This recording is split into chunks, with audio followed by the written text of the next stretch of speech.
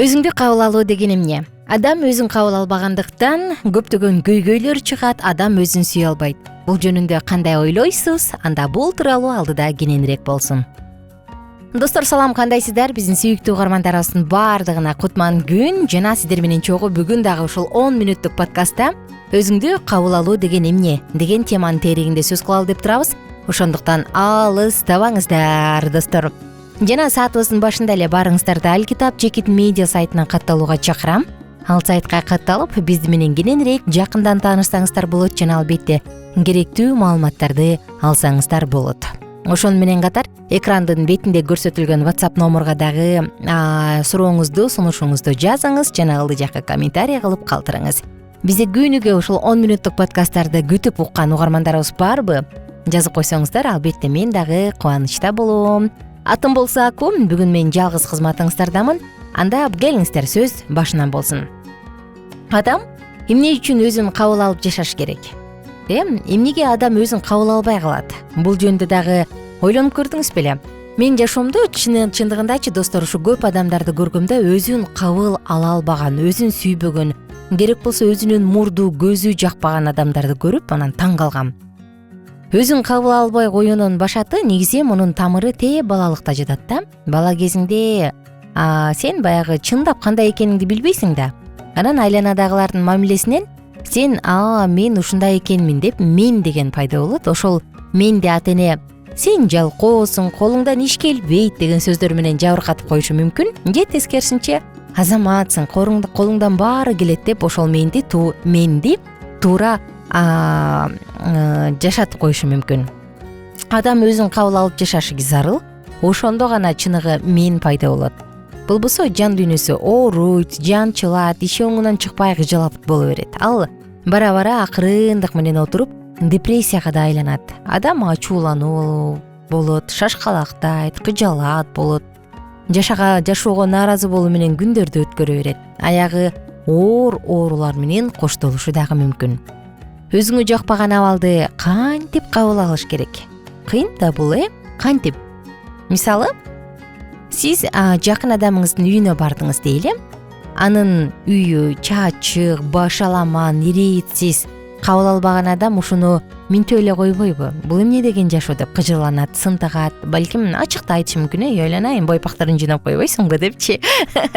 Ал эми өзүн жана айлананы, дүйнөнү кабыл алгам, андай башаламандыкты көргөндө мен бул нерсени көрүп атам, демек менин жан дүйнөм иретсиз. Бул абалда ичимдеги башаламандыкты көрсөтүп жатат.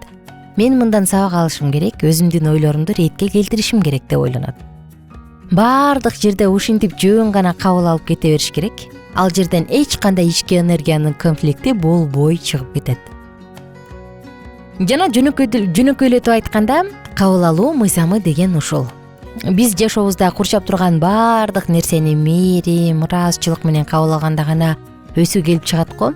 Анан кабыл алуу мыйзамы менен жашаган адамдын жан дүйнөсү дагы байыйт. Оң жана терс нерсени көргөндө адам бул менин күзгүдөн чагылышым деп кабыл алышы керек. Күзгүдөн чагылыш, мисалы, кичинекей кезинде эсимде баягы дура десе, а дура слышу деп ушунчелек да. Бул нерсени көп эле балдар көрсө керек, баягы намыстанып, сен өзүң ошондойсуң дейт го. Анысы кандай? Баягы менин чагылышым же күзгүдөгү чагылыш, отражение дегенде кантип түшүнсө болот? Мисалы, мен сараң эмесмин, бирок сараң адамды көрүп жатам. Анда кантип түшүнүш керек?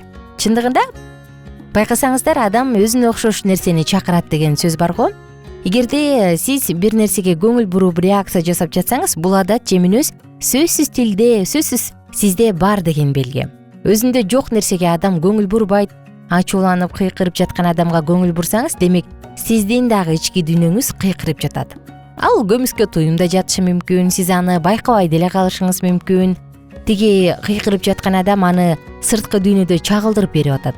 Сараңдык кылып жаткан адамды көрсөңүз, мен да бир кезде ушундай иш кылсам керек деп ичиңизден кабыл алып коюшуңуз керек. Кабыл албай ачууңуз келип баштаса эле токтоп өзүңүзгө суроо бериңиз.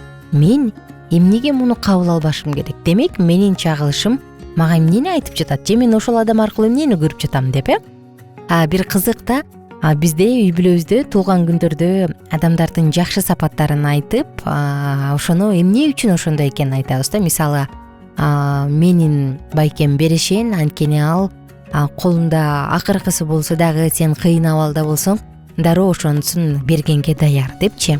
Анан көбүнчө ушундай учурда мен да байкадым да, адам өзү кандай болсо ошону, ошол жакшы нерсесин башка адамдан байкайт экен.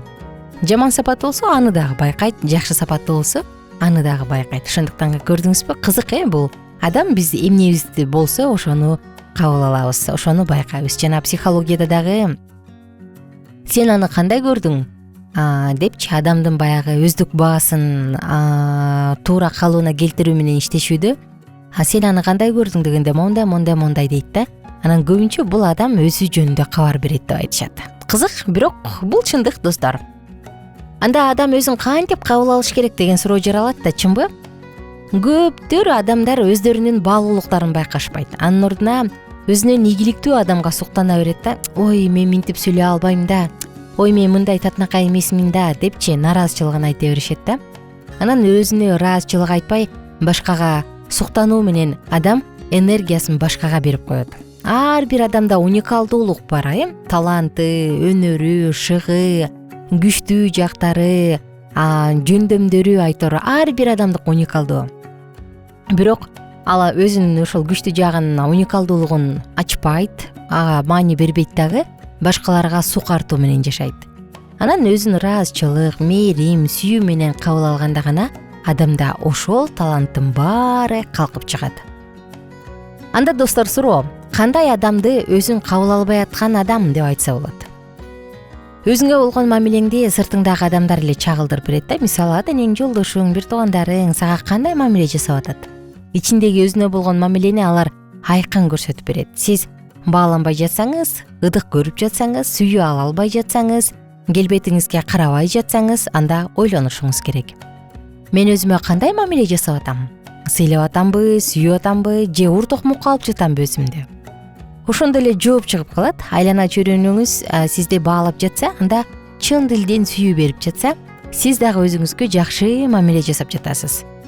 Негатив, кыжырдануу, нааразычылык, жалган айтууга кабылсаңыз, демек сиз өзүңүзгө ушундай мамиле кылып жатасыз. Тактап айтканда, баягы адам сырткы адамдардын мамилесинен өзүн кабыл алганбы же албаганбы, мына ошону чечип койсо болот.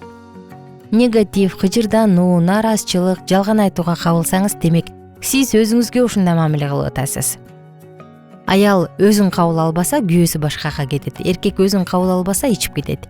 Эне өзүн кабыл албаса, балдары башкара баштайт. Кыз өзүн кабыл албаса, уялчаак, тартынчаак болот. Жигит өзүн кабыл албаса, эл алдына чыгып сүйлөй албайт. Бала өзүн кабыл албаса, оюн жеткиликтүү түшүндүрүп албайт. Караңызчы, бул белгилер.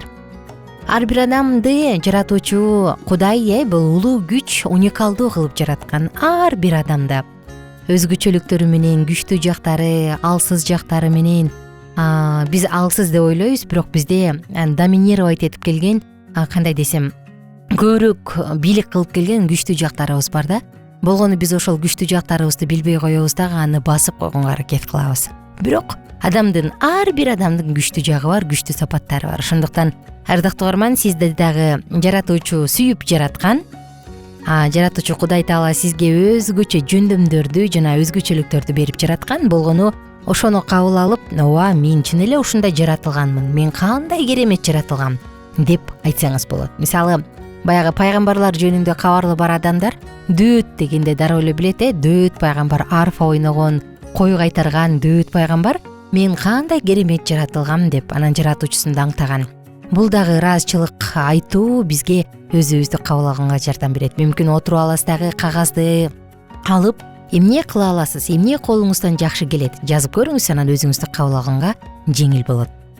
Мен болсо сиздер менен коштошом. Жана баарыңыздарды Алкитап Чекит медиа сайтына чакырам. Ошону менен катар +1 301 760 60 70 сандарына сурооңузду, сунушуңузду жазыңыз. Ылдый жакка комментарий калтырганды унутпаңыздар.